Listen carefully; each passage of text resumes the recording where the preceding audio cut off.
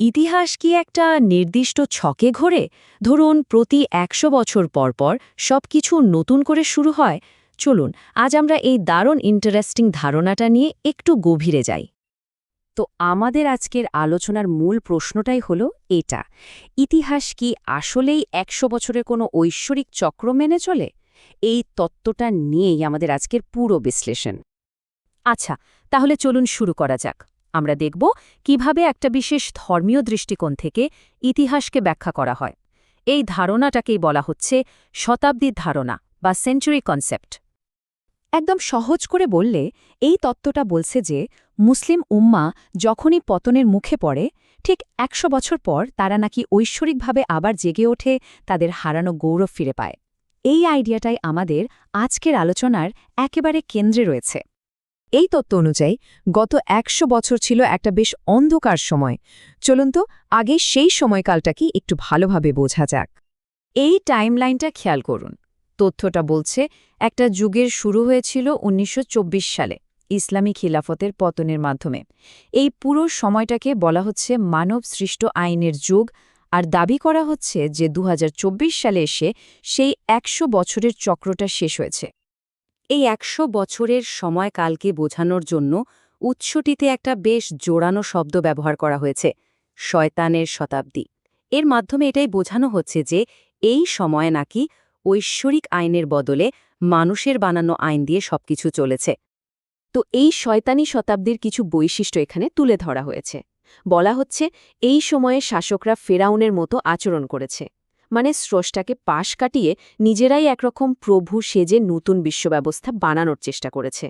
আর এটা ছিল মুসলিমদের জন্য একটা পরাজয়ের সময়। এখন মনে প্রশ্ন আসতেই পারে যে এত বড় একটা পরিবর্তনের ভবিষ্যৎবাণী করা হচ্ছে, সেটার ভিত্তিটা কি? চলুন দেখি কোন শাস্ত্রীয় আর প্রতীকী প্রমাণের ওপর দাঁড়িয়ে আছে এই তত্ত্বটা। এই তথ্যের সাপোর্টে মূলত দুটো হাদিসের কথা বলা হয়। প্রথমটা সহিহ বুখারী থেকে, যেটা থেকে ১০০ বছরের একটা জীবনচক্রের ধারণা পাওয়া যায়।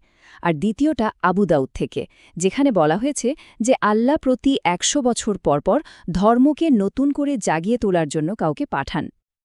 আচ্ছা, এবার একটা বেশ মজার জিনিস দেখুন। ১৯ শতকের দুটো বড় প্রত্নতাত্ত্বিক আবিষ্কারকে এখানে প্রতীক হিসেবে ব্যাখ্যা করা হয়েছে।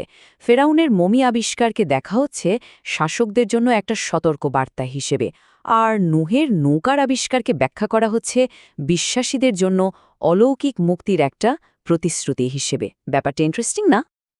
তো গল্পেরই পর্যায়ে এসে আমরা একটা সমাধানের দিকে এগোচ্ছি। তত্ত্ব অনুযায়ী একটা পুরনো অধ্যায় শেষ হয়ে নতুন যুগের শুরু হয়েছে। চলুন দেখি এই নতুন যুগের বৈশিষ্ট্যগুলো ঠিক কি কি বলা হচ্ছে। এই স্লাইডটা দুটো যুগের পার্থক্যটা একদম চোখে আঙুল দিয়ে দেখিয়ে দিচ্ছে। একদিকে ১৯২৪ থেকে ২০২৪, যেটাকে বলা হচ্ছে শয়তানি শতাব্দী, যার বৈশিষ্ট্য ছিল মানবসৃষ্ট আইন আর পতন। আর অন্যদিকে ২০২৪-এর পরের সময়কাকে বলা হচ্ছে ইসলামী শতাব্দী, যার ভিত্তি হবে ঐশ্বরিক আইন আর অলৌকিক বিজয়। ২০২৪ সাল। এই তত্ত্ব অনুযায়ী এটা শুধু একটা বছর নয়, এটা একটা যুগের সমাপ্তি আর নতুন আরেকটা যুগের শুরু। এখানে চান্দ্রবর্ষ হিসেবে ২০২১ আর সৌরবর্ষ হিসেবে ২০২৪, এই দুটো সালকেই খুব গুরুত্বপূর্ণ মাইলফলক হিসেবে দেখানো হয়েছে। কিন্তু কথা হলো, এই নতুন শতাব্দী যে শুরু হয়ে গেছে, তার কোনো লক্ষণ কি আছে? উৎস বলছে আছে। কিছু সাম্প্রতিক ঘটনাকে এর প্রমাণ হিসাবে দেখানো হচ্ছে। যেমন ধরুন আফগানিস্তানের পরিস্থিতি, বাংলাদেশের রাজনৈতিক পট পরিবর্তন, এমনকি সামরিক শক্তি বাড়ানোকেও এই নতুন যুগেরই আলামত হিসেবে তুলে ধরা হচ্ছে। এতক্ষণ আমরা যা যা আলোচনা করলাম তার সবকিছুর কেন্দ্রে কিন্তু একটা মূলনীতি কাজ করছে। চলুন এই শেষ অংশে আমরা সেই স্লোগানটা সম্পর্কে জানব যা এই পুরো ধারণার ভিত্তি তৈরি করেছে। আর সেই মূল মন্ত্রটা হল সৃষ্টির যার, আইন তার। এই একটা লাইনের মধ্যেই নাকি পুরো তত্ত্বের আদর্শিক ভিত্তিটা লুকিয়ে আছে। আর এর উৎস হিসেবে কোরআনের কথা বলা হয়েছে। এর মানেটা খুব সহজ এবং সরাসরি। যেহেতু সৃষ্টাই সবকিছুর মালিক, তাই আইন তৈরির অধিকারও একমাত্র তারই।